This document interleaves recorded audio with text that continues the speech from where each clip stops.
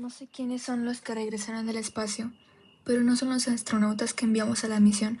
Hace poco se realizó una misión tripulada para investigar una señal que venía del espacio. Los astronautas que enviamos a esa misión regresaron meses después. Pero pasa algo. Estamos seguros de que esos no son nuestros astronautas. Bienvenidos al podcast Asterradas. Yo soy Anette y hoy te voy a contar un caso que te hará pensar si tus familiares son personas reales. Los que regresaron del espacio no son los astronautas que envió la NASA. Tal vez creas que conoces todo sobre las misiones de la NASA, toda la información que es pública, pero yo estoy hablando de las docenas de programas espaciales que son ocultos. Incluso no se les dicen a muchas de las personas dentro de la empresa. Yo fui un trabajador de la NASA, que tuve el privilegio de conocer a una misión que me da horror. La misión G1.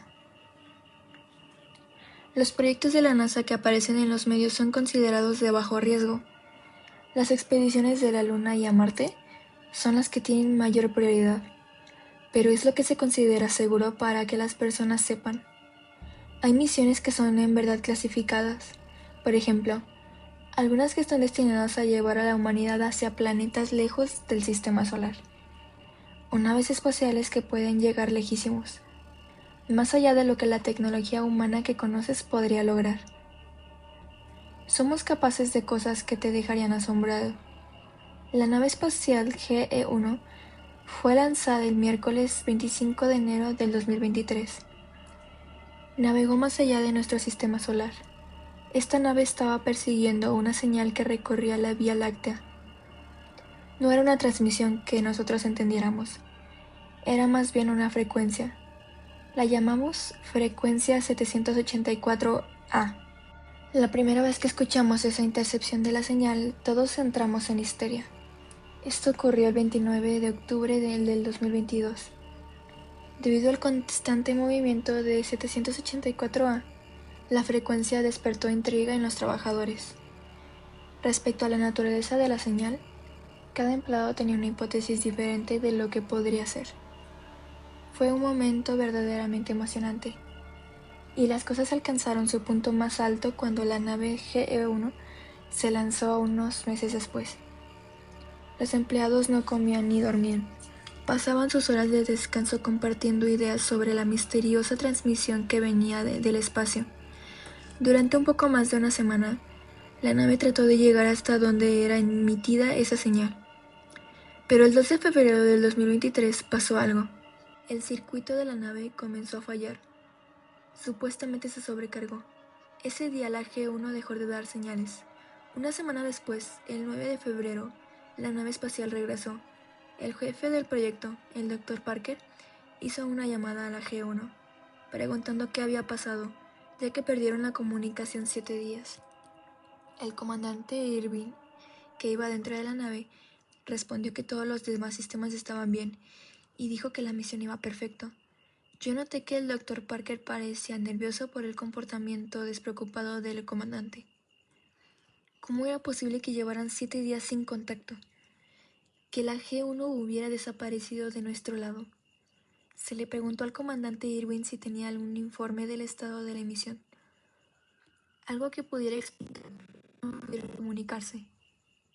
Irwin simplemente respondió, no, no hay nada.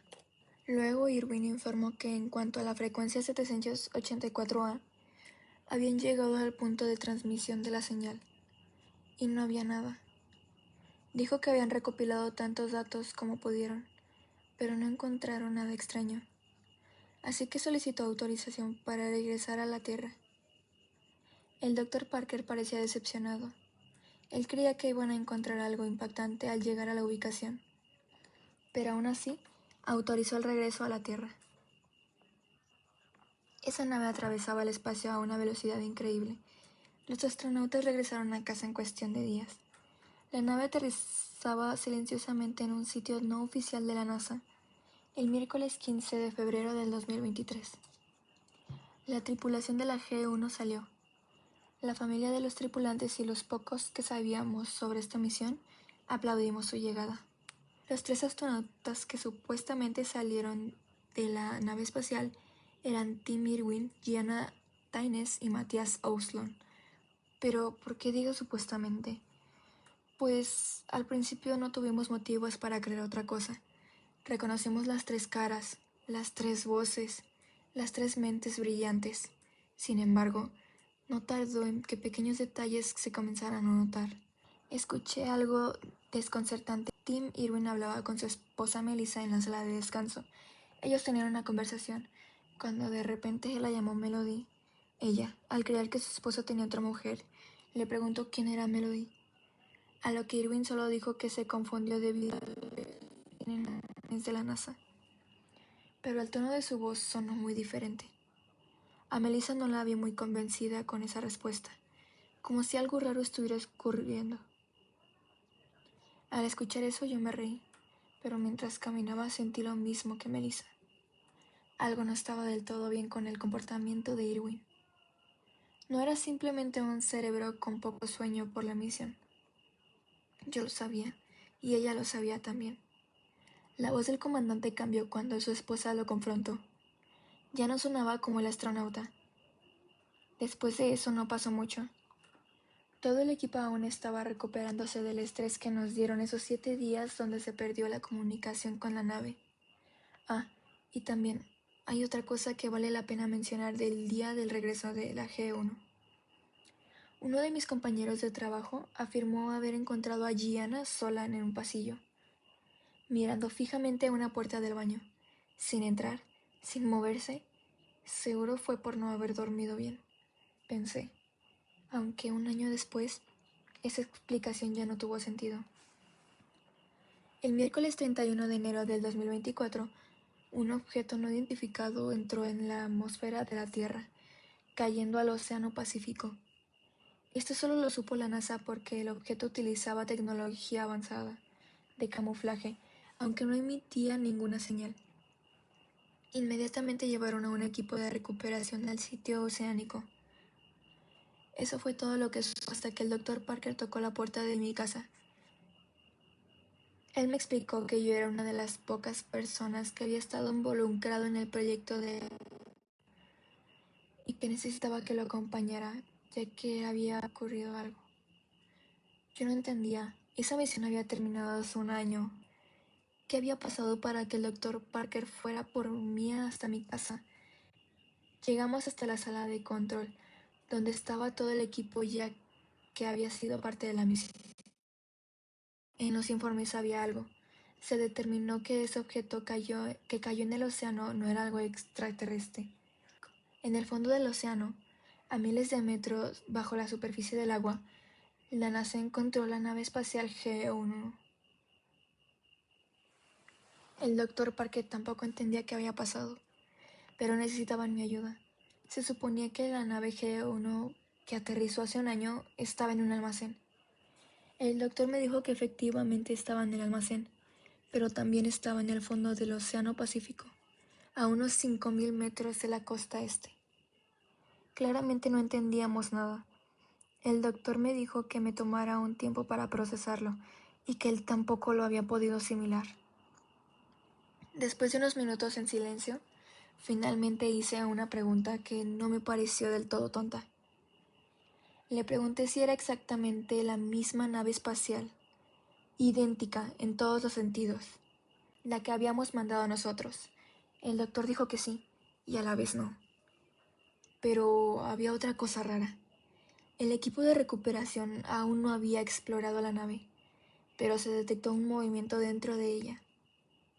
Algunos especialistas pensaban que podría haber un organismo vivo ahí abajo. Parker continuó diciendo que era inquietante. La sala estaba dividida. Algunos especialistas pensaban que podría haber un organismo vivo ahí abajo. Otros creían que probablemente había una pieza de la nave suelta. Incluso llegué a escuchar que decían que ese movimiento era el de los astronautas. Pero los astronautas ya estaban en la Tierra. Nada tenía sentido. El equipo que detectó el movimiento decía que no era algo biológico, es decir, no estaba vivo. Había pasado un año desde que los astronautas supuestamente regresaron. y no se habían encontrado nada de dónde venía la frecuencia 784A. Pero todo cambió cuando Parker reveló que existía una versión idéntica de la nave espacial GE-1 en el fondo del océano. Fue un descubrimiento mucho más impactante que cualquier cosa que hubiera experimentado durante 13 años trabajando en la NASA. 2 horas después, con apenas unas 20 personas en la sala de control, vimos imágenes en vivo del submarino. El submarino estaba haciendo una inmersión al fondo del océano. Estaba a punto de llegar a donde se encontraba la nave GE-1. Esa misión fue hecha por una empresa contratada por la NASA, y todos los miembros de esa tripulación fueron obligados a firmar un contrato de confidencialidad, pues ellos estaban a punto de explorar una nave espacial que se supone que no debería existir. Comenzamos a ver las imágenes que eran transmitidas en las pantallas de la sala de control. Ese submarino tardó alrededor de 2 horas en encontrar la nave. Aunque no se encontraba tan profundo, era un punto donde la luz del sol no llegaba. Finalmente, la tripulación encontró los restos, y 2 buzos, cada uno equipado con una cámara, salieron del submarino para explorar la nave. Cuando rodaron la parte delantera de la nave espacial, toda la sala de control se quedó en silencio. Se podían distinguir unas letras impresas en color negro en los restos de esa nave hundida. GE-1. Era la misma nave. Oír hablar de ese descubrimiento es una cosa, pero confirmarlo y verlo en una pantalla era algo inquietante. El buzo principal de la misión, Barton, anunció que iban a abrir la puerta de la nave. Sacó una herramienta de perforación y comenzó a forzarla. Fue un proceso largo. La nave estaba atascada en la arena. Cuando terminaron, vimos a los 2 buzos romper el mecanismo para abrir la escotilla. Barton, el buzo principal, fue el primero en avisar que iba a ir a entrar a la nave. Él comenzó a nadar a través de la abertura, y segundos después, el otro buzo, Lake, lo siguió. En las pantallas de la sala de control podíamos ver la vista de los 2 buzos. Lake nos preguntó si estábamos viendo las imágenes claras. El Dr. Parker respondió que sí, que si seguían nadando recto por el pasillo principal, llegarían a la cabina de vuelo de la G-1. Ellos continuaron nadando a través del pasillo de la nave. Todo por dentro se veía intacto.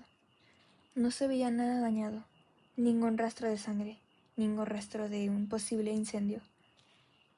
Todo parecía bien. Lo único inusual era que estábamos mirando una copia de una nave espacial que se supone que ya estaba en la Tierra, una que yo había visto aterrizar hace un año. Era algo imposible, pero estaba pasando. De repente, escuchamos un grito de uno de los buzos. Unos segundos después, la cámara reflejó lo que el buzo había visto. Una escena aterradora que provocó que todos en la sala de control nos retorciéramos del miedo. En la sala de la cabina de vuelo, en la parte delantera, se encontraban 3 trajes espaciales flotando. Trajes espaciales que no estaban vacíos. Trajes espaciales que al parecer, sorprendentemente, estaban intactos. No tenían ni un rasguño. Había pasado aproximadamente un día desde el accidente de la G-1 hasta que los buzos abrieron la nave. Los 2 hombres y una mujer tenían una expresión de terror grabada en sus rostros. Y sí, esos eran los 3 astronautas que habían regresado a la Tierra hace un año. Lo peor de todo era el cuerpo del comandante Tim Irwin. Aunque su traje estaba intacto, por dentro se veía algo. Su cabeza estaba partida en 2. Estaba partida a la mitad. Los otros 2 astronautas solo se encontraban encerrados en el traje sin oxígeno. Escuché decir a uno de los científicos que los astronautas tal vez habían muerto antes del impacto. La nave se había quedado sin oxígeno y por eso no pudieron hacer nada para aterrizar. Pero a mí me quedó una duda que tal vez nadie se había planteado. Una pregunta en particular. ¿Por qué los astronautas llevaban trajes dentro de la nave espacial? Los científicos estaban hablando de qué es lo que pudo haber pasado. Se decía que la G-1 tenía programado un pilotaje automático en caso de que pasara de determinado tiempo. Tal vez ese temporizador falló y los astronautas tuvieron que abortar la nave antes de lo planeado. y como la comunicación también estaba fallando, no pudimos recibir ningún mensaje, pero por ahora eso era mi hipótesis. Sabríamos más cuando miráramos el registro de la nave. Cuando miramos el buzo principal estaba por terminar la misión. El Dr. Parker le dijo que investigara más. Aún no teníamos toda la información que necesitábamos. Ocupábamos que recuperara tantos datos de la nave como fuera posible. Él conectó un disco duro al puerto de la nave y sorprendentemente seguía funcionando. Comenzó a pasar los archivos y mientras el buzo estaba escaneando la nave, yo solo observaba las cámaras que en busca de algo inusual. Mientras Lake traspasaba los archivos, el otro buzo comenzó a inspeccionar las otras salas de la nave. Algo que nos intrigó a todos fue el descubrimiento de los fragmentos de vidrio flotando en el agua. La mayoría de las personas no prestaría atención a unos fragmentos de vidrio en el suelo de la nave. De hecho, el buzo también no le había dado tanta importancia. Ni siquiera yo entendía por qué eso era tan importante. Es solo vidrio roto, pensé genuinamente. El Dr. Parker le indicó que recogiera una muestra. Unos 10 minutos después se completó la transferencia de datos, y los dos buzos recibieron la aprobación para abandonar el sitio. Los hombres regresaron al submarino. La transmisión terminó, y todos salimos de la sala de control. No dormí esa noche, por supuesto. Ninguna persona lograría dormir bien después de un recubrimiento tan horrible. Nunca hubiera esperado ver imágenes de 3 astronautas sin vida, pero más aterrador que eso, no hubiera esperado ver imágenes de 3 cuerpos de personas que yo vi que regresaron a la Tierra vivos. Al día siguiente, mientras estaba revisando unos datos en la computadora, el Dr. Parker me habló para que fuera a su oficina. Cuando me senté, noté que él se veía más pálido de lo habitual. Él me contó que acababan de revisar los datos de los restos de la GE-1 y necesitaba mi opinión. En el disco duro que recuperaron los buzos se encontraban 102 archivos de audio. Casi todos estaban corruptos, a excepción de dos grabaciones del comandante Tim Irwin. Cuando terminamos de escucharlas, el Dr. Parker convocó inmediatamente una junta para saber si habían encontrado algo de naturaleza alienígena. Pero tal vez te preguntes, ¿por qué suponer eso? Pues aquí te presento los mensajes que grabó el comandante Tim Irwin. Archivo 86. Este es el comandante Tim Irwin. Estoy grabando este mensaje a las 14:40 horas. El jueves 2 de febrero del 2023, hora del Mediterráneo de Greenwich. Desde las 12:15 del día de hoy, no hemos podido contactar con el control de misión. Olson no ha detectado ninguna falla, así que esperamos que todo siga bien en casa. Los tres hemos estado contemplando la posibilidad de que el problema con nuestra señal de transmisión provenga de lo que hemos descubierto. El origen de la frecuencia 784A. La encontramos, y debido a lo que hemos experimentado en las últimas 12 horas, creo que es vital registrar nuestros hallazgos. A eso de las 12:35, poco después de perder el contacto con el centro de control, finalmente vimos una manifestación física de la frecuencia que llevamos 8 días rastreando. Ya habíamos empezado a pensar que no habría nada ahí. Llevábamos horas viendo solo oscuridad. Creíamos que la transmisión no tenía fuente visible, pero fue cuando nos acercamos más o menos a 500 metros del origen de la señal que vimos algo. Todavía me cuesta describir qué fue lo que encontramos. Bueno, no sabemos ni cómo explicarlo. Era una especie de cinturón en constante movimiento hecho de fragmentos de vidrio. Sí, fragmentos de vidrio. Escucharon bien. Miles de pequeñas partículas parecidas a vidrio, moviéndose en el espacio en toda velocidad. Pedazos irregulares de algún material desconocido. No parecen ser un organismo vivo, no parecen tampoco tecnología alienígena. Solo son una sustancia casi transparente que transmite de alguna manera la frecuencia 784A. Esta revelación seguramente decepcionará a algunos, a quienes esperaban señales de vida extraterrestre. Aún así, Sé que el Dr. Parker y otros científicos estarán fascinados por este descubrimiento. A las 12:55, después de una breve preparación, usamos a la nave B1 para recuperar una muestra del vidrio. No tenemos manera de saber cómo reaccionaría el misterioso cinturón de vidrio a nuestra presencia, aunque el G1 seguía sin detectar señales de vida. El cinturón se movía, y sigue moviéndose, a una velocidad de unos 900 km por hora. No tuvimos problemas para seguirlo a esa velocidad. Mientras escuchan este mensaje, nosotros estamos avanzando para no alejarnos. Este cinturón de vidrio se extiende por cientos de kilómetros y tiene millones de fragmentos. Y acerca de la recuperación de piezas del cinturón, la nave B1 sufrió daños catastróficos, lo cual nos intrigó. Ningún tipo de vidrio de la Tierra sería capaz, ni siquiera a esa velocidad, de perforar el casco reforzado de la B1. Eso solo confirmó lo que ya suponíamos.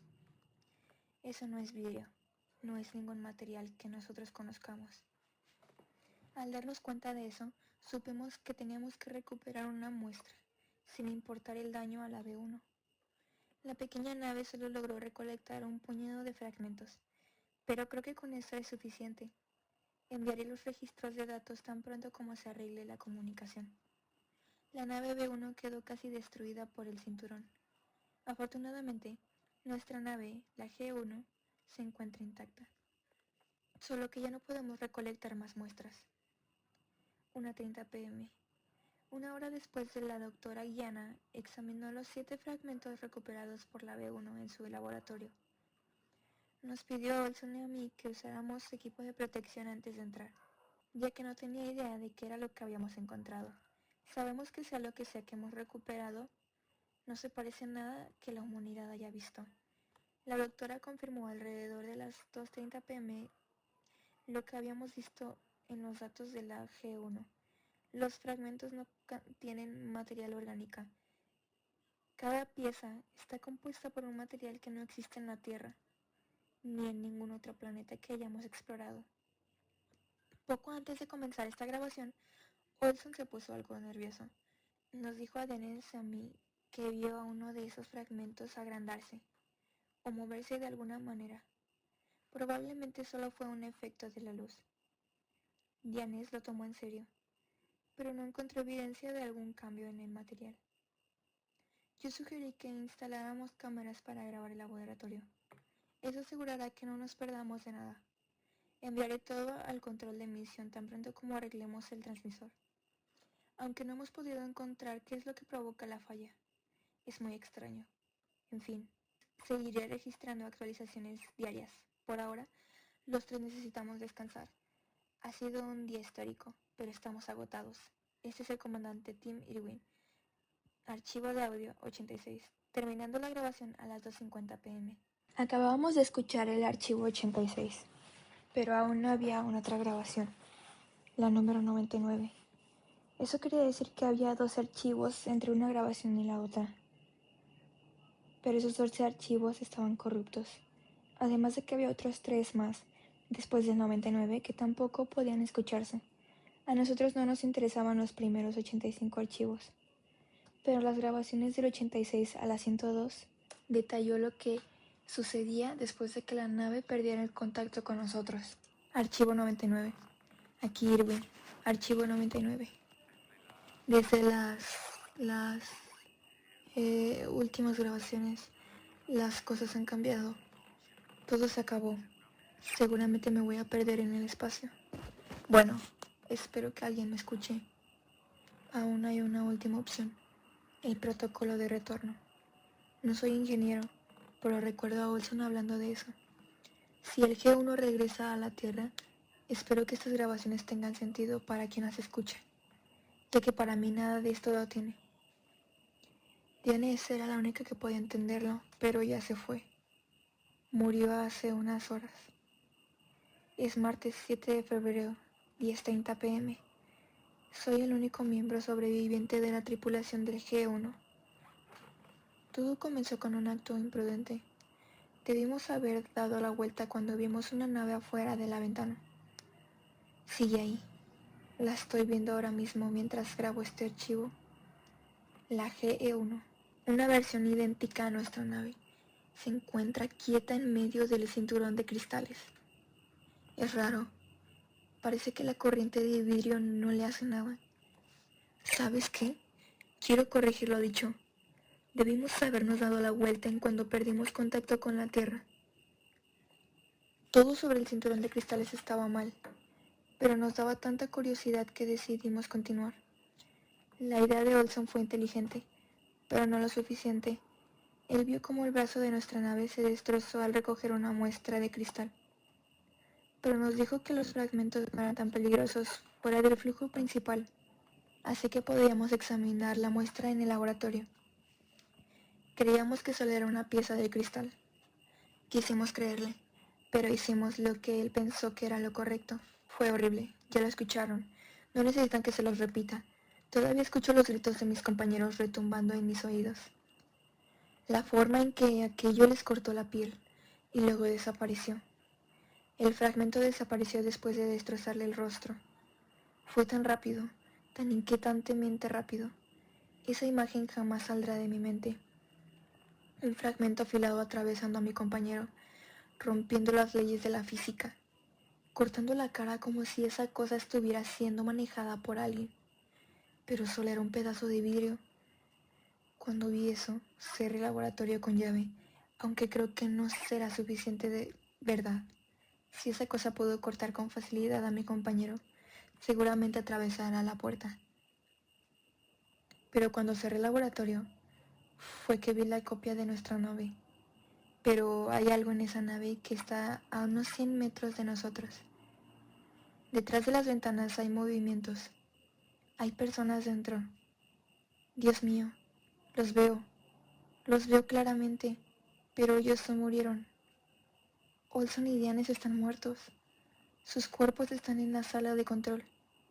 Los estoy viendo y también están allá, al otro lado, observándome desde la cabina de la otra nave. ¿Qué está pasando? ¿Qué es eso? No puede ser. No dejan de verme. No dejan de verme. Quiero dar la vuelta, alejarme del cinturón. He querido abandonar la misión desde hace unos días, pero Dianes dijo que no deberíamos regresar a la Tierra con los fragmentos a bordo. Estábamos tan asustados para acercarnos al vidrio después de que él murió. Pero ahora, sin Dianes, no me veo resolviendo esto solo. Lo único que tengo que hacer es seguir adelante, seguir registrando lo que pasa. Grabaré una actualización mañana, pero no abandonar esta misión. Sea lo que sea este material, no creo que deba volver a la Tierra sin deshacerme de él. Espera, eso es. ¿Escuchan eso? Es el mismo ruido que escuché hace rato, cuando el vidrio le quitó la vida a Dianes. Cuando el vidrio se movió, ese vidrio cambió. Parecía líquido, se arrastró por las paredes y luego subió por su traje y de alguna forma se deslizó en una abertura y luego comenzó a hacerse sólido. Ella corría por todos lados tratando de sacarlo, gritando: «Esperen, denme un segundo. Debo revisar el laboratorio». Sí, hay menos fragmentos de vidrio. Solo hay 3 fragmentos. Nosotros recuperamos 7. Definitivamente eran 7. Luego fueron 6 cuando vimos la versión reflejada de la G1. Después había solo 5 al encontrar a Wilson sin vida. Y 4 cuando uno de los cristales se metió en el traje de Dianes. Son las 10:43 y solo veo 3 fragmentos ahí dentro, sobre el escritorio del laboratorio. ¿Dónde está el cuarto fragmento? No sé cuánto más voy a soportar. Quiero volver a casa, ver a mi esposa, a mis hijos, pero justamente por eso no regresaré. No sería correcto llevar esos fragmentos a la Tierra. Esos que están afuera en la otra nave no son Olson y Dianes. Dejen de verme, no son ellos. Comandante Tim Irwin, archivo de audio 99, terminando la grabación a las 10:45. Después de que terminó el audio, el Dr. Parker y yo nos sentamos en silencio. Yo me estaba desmoronando por las inquietantes revelaciones de la última grabación del comandante Irwin. El doctor Parker estaba tratando de recuperar el archivo 102. Él necesitaba escuchar la grabación final del comandante. Después de unos minutos, le pregunté sobre los fragmentos recuperados en el fondo del océano. ¿Qué había pasado con ellos? Él me dijo que los científicos estaban examinando los fragmentos, pero pasaba algo más. Según las imágenes de video de la inmersión, cuando los buzos entraron al laboratorio y vieron los vidrios, había muchos fragmentos en el agua. Según el comandante Irwin, solo quedaban 3 fragmentos, pero en la inmersión había muchos más. El doctor Parker pensó que tal vez por el choque estos fragmentos se rompieron y se dividieron en trozos más pequeños. Pero yo no creía eso. No por la descripción del que el comandante había dado. Estas cosas eran resistentes y antinaturales. Cosas que podían cambiar de forma y estado. Cosas que se romperían. En ese momento, me iban a llevar al laboratorio para que yo mismo viera los cristales y diera mi opinión. Yo no quería ver los fragmentos. Quería huir. El archivo 99 me había llenado de un pavor inmenso. Me atormentó. La idea de que unos cristales le robaran la forma a las cosas y después las destrozaran me daba pánico. Porque aunque eso desafiaba las leyes de la lógica, seguramente es lo que había pasado. Los cristales tomaron la forma de la nave, de los tripulantes, y luego les quitaron la vida. El comandante tenía razón. Sería lo peor que la sustancia llegara a la Tierra. Pero los fragmentos ya habían estado aquí durante un año, cuando la imitación de la G1 llegó a la Tierra. Cuando llegamos al laboratorio, lo primero que nos dijo el Dr. Sealan, el encargado de analizar los fragmentos, fue: llegan tarde. Hemos desechado los fragmentos esta mañana. Esos fragmentos eran muy peligrosos. Las grabaciones de audio lo habían dejado muy claro. Nosotros nos encargamos de destruirlos. En ese momento, Verónica Reiding salió del laboratorio. Ella era una amiga muy cercana, no solo una colega del trabajo. Yo esperaba que ella me explicara lo de las muestras. ¿Por qué las desecharon? Verónica, ¿en serio desecharon las muestras? Ella se detuvo para mirarme y me dijo: sí, doctor Odell, nosotros nos deshicimos de las muestras. Cuando ella me dijo eso, me quedé congelado. Mientras miraba el rostro de Verónica, sentí el cambio. No había ninguna diferencia física en su apariencia, pero ella estaba diferente. Verónica siempre me hablaba por mi nombre, no por mi apellido. ¿Cuántos más han sido reemplazados? Ha pasado un año desde esa misión, y ahora solo pienso en algo. Ellos están entre nosotros. No sabemos cuántos más han sido reemplazados. Tampoco sabemos realmente cuándo comenzó esto. Lo único que sabemos es que son casi idénticos a nosotros, pero llegan a fallar en detalles mínimos. Detalles que cualquier persona ignoraría. Solo te advierto, si sospechas que alguien cercano a ti puede ser uno de ellos, contáctate con... No estás siendo paranoico. No sabemos cuántas personas realmente siguen siendo humanas.